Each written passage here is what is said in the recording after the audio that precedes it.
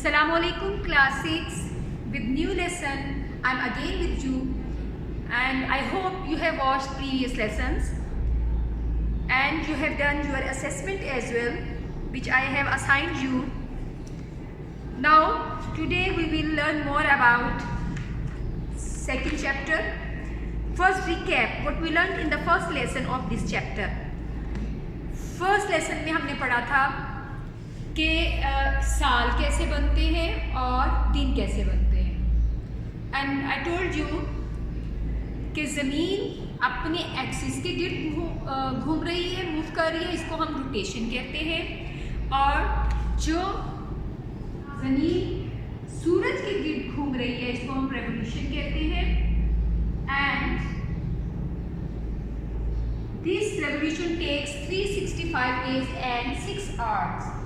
And it rotates around its own axis. It causes formation of day and night. So Earth takes 365 days and 6 hours to complete one round around the sun. और इससे एक साल मुकम्मल होता है। इसीलिए हम ये जो 6 hours हैं इसको हम मिलाकर आफ्टर 4 years फरवरी के मंथ में हम 1 day ऐड करते हैं टू एडजस्ट दीज 6 hours, जो कि 4 साल के बाद एक दिन बन जाता है। देन वी लर्न कि how day and night is formed.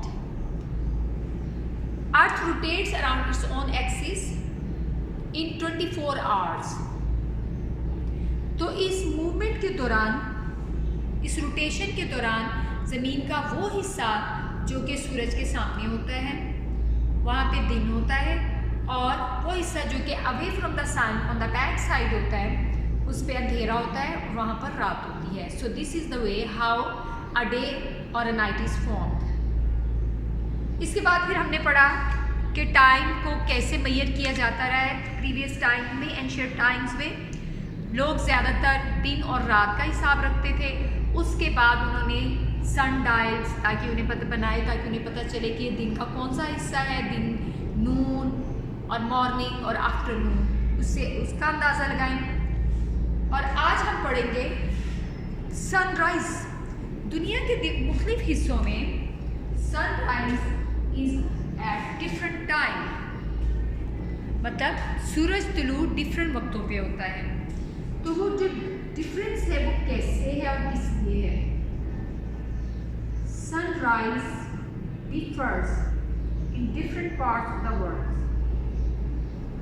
As we know कि जो ज़मीन का हिस्सा सूरज के सामने होगा वहाँ पे दिन होगा। इसी तरह our earth which is like a ball, जब ये मूव करती हुई सूरज के सामने आती है तो वहाँ पे सनराइज हो जाता है। इस तरह ये हरकत करती करती घूमती घूमती, like I show you this ball, like this is moving.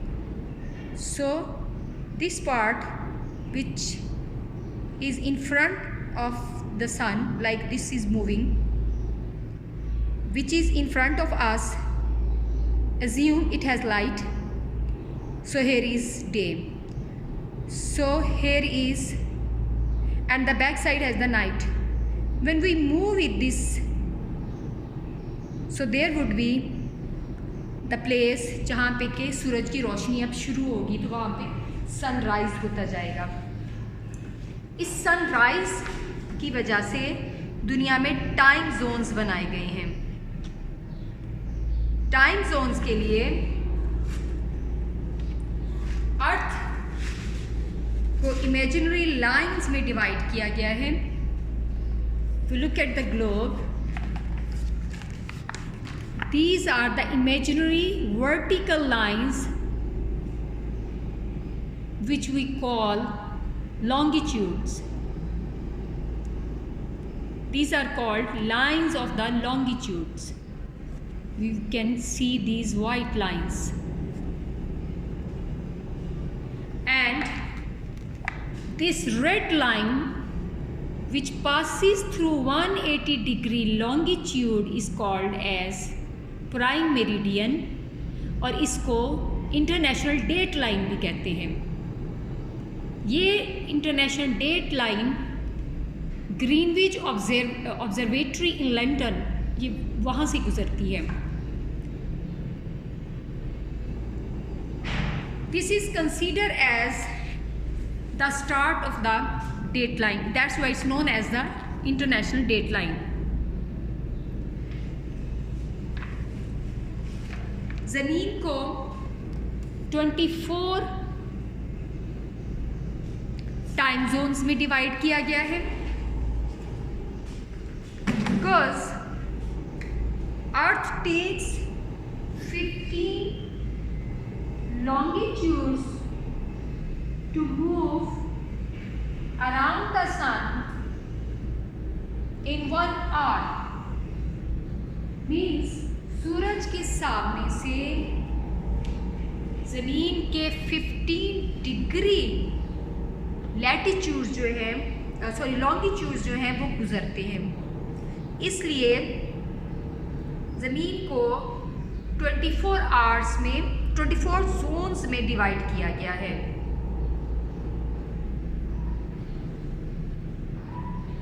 अगर हम प्राइम मेरिडियन से ईस्ट की तरफ जाएं तो हर लॉन्गिट्यूड पे 1 आवर बिफोर टाइम होगा, और अगर हम वेस्ट की तरफ जाएं तो 1 आवर आफ्टर होगा। So these are the time zones के ज़मीन सूरज के सामने घूमने में जिस स्पीड से घूमती है तो वो 15 डिग्री लॉन्गिट्यूड्स 1 घंटे में ज़मीन सूरज के सामने से गुजरती है। इस बिना पे हमने ज़मीन को 24 टाइम जोन्स में तकसीम किया है। वो कंट्रीज़ जो कि ईस्ट टू वेस्ट नैरो हैं, वहाँ पूरे कंट्री में एक टाइम जोन फॉलो किया जाता है, लेकिन वो कंट्रीज़ जो कि अमेरिका, कनाडा या रशियन फेडरेशन की तरह वास्ट स्ट्रेच रखते हैं, वहाँ पर एक से विद इन कंट्री एक से ज़्यादा टाइम जोन्स हैं। So these are all about time zones. Now next we will study about seasons. अब जबकि हमने ये सीख लिया है कि दिन कैसे बनते हैं, इस तरह साल क्या होता है और किस तरह बनता है, now we learn about the seasons, कि कभी गर्मी आती है, कभी सर्दी आती है। इसकी क्या वजह है? तो the main reason for the season is orbit. ये वो पैसेज है, वो रास्ता है जिस पे ज़मीन सूरज के गिर्द घूमती है, and that is not circle, it's oval. And we already know earth is rotating around its axis as well. So एक ही वक्त में 2 हरकत चल रही हैं, एक सूरज के गिर्द ज़मीन घूम रही है और दूसरा ज़मीन अपने एक्सिस के गिर्द घूम रही है। इस ऑर्बिट पे घूमते हुए आई show you the picture through which you will learn more. This is the orbit on which earth revolves around the sun, and this is the sun, and we already know earth is tilted towards its axis। ये अपने axis पे झुकी हुई है, exactly straight नहीं है। इस axis की वजह से इसका कुछ हिस्सा हमेशा सूरज की तरफ झुका हुआ होता है और कुछ हिस्सा सूरज से अवे होता है। The part of the earth which is towards the sun, it has longer days and more sunlight।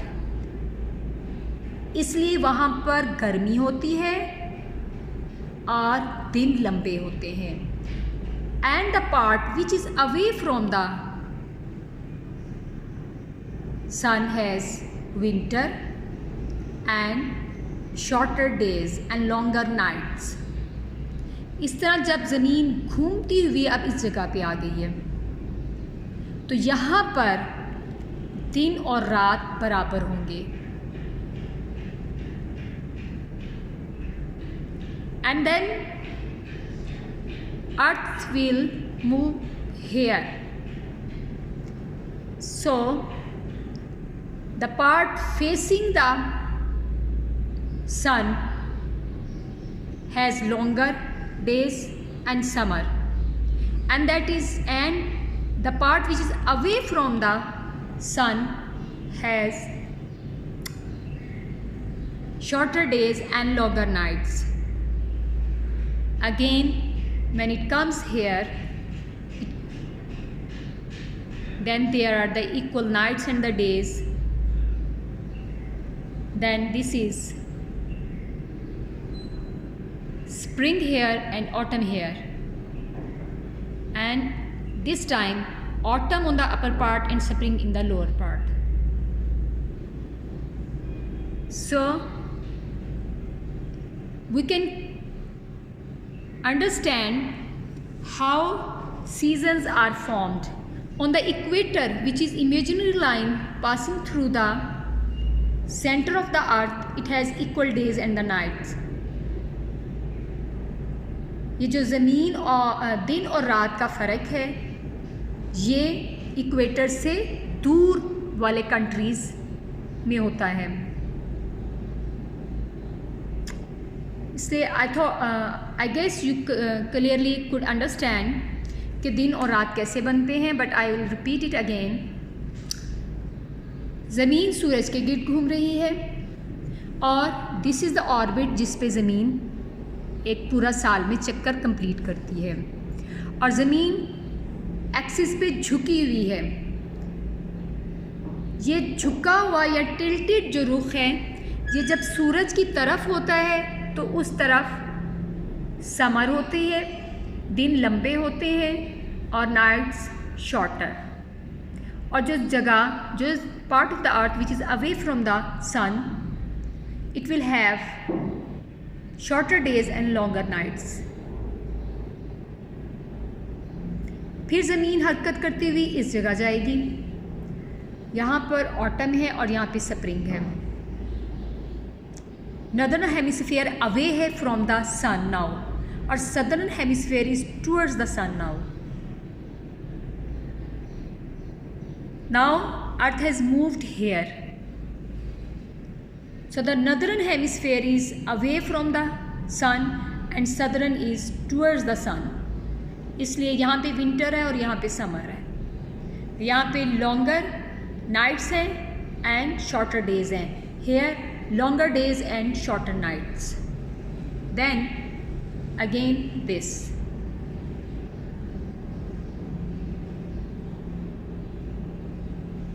Northern hemisphere is towards the sun. Here is the spring, and the southern hemisphere is away from the sun. Here is the autumn. So how seasons are formed. Now I'll add a video. I hope you will enjoy this video and you will recap all the concepts which I have told you in this chapter. After completing this chapter, you will do the assessment in your notebooks and you will send me your homework. Thank you so much.